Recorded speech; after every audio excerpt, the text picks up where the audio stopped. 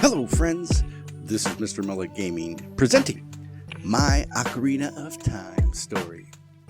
Picture this, it's Christmas time, 1998, and I'm 13 years old. Having just started growing my mullet, I was the most popular kid in school. All the girls wanted me, and all the guys wanted to be me. Oh, and did I mention that I owned a Nintendo 64? Yeah, it was a special time, and I didn't think my life could get any better. However, lo and behold, Santa, that jolly old fat guy, also thought that I was so cool and brought me my very own copy of The Legend of Zelda: Ocarina of Time. But this isn't the full story. Let's go back.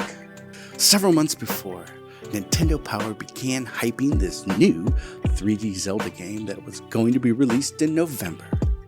I pored over the article and analyzed the small, pixelated photos.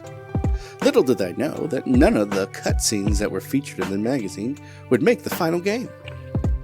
That was not important at the time. It was the graphics. I mean, it was the most beautiful thing that I ever saw. See, my brother and I got a Nintendo 64 at launch, 1996, and we dominated games like Mario 64, GoldenEye, and Mario Kart. We needed an epic game, one that had action, adventure, and these crisp polygon graphics. Yes, the hype was real, and as Christmas approached, I did my due diligence. I wrote many letters to Santa. Yeah, I was told he didn't exist, but I knew that was false. Santa would bring me that game, and sure enough, he did. I screamed, I danced, I ran around the house, innumerable emotions flooding my being the moment I opened that gift. And Ocarina of Time did not disappoint. In fact, it was better than I could have imagined. For the next year, yes, year friends, Ocarina of Time was pretty much the only game that I played. I played to beat. I used a guide to 100%.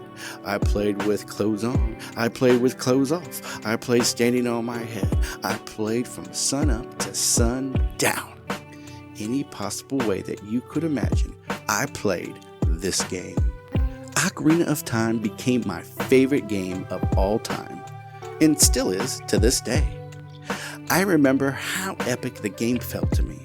The story, the setting, the graphics, the battles, and most importantly, the music melted my brain into oblivion.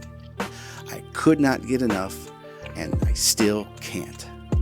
Looking back, this was a magical time in my life.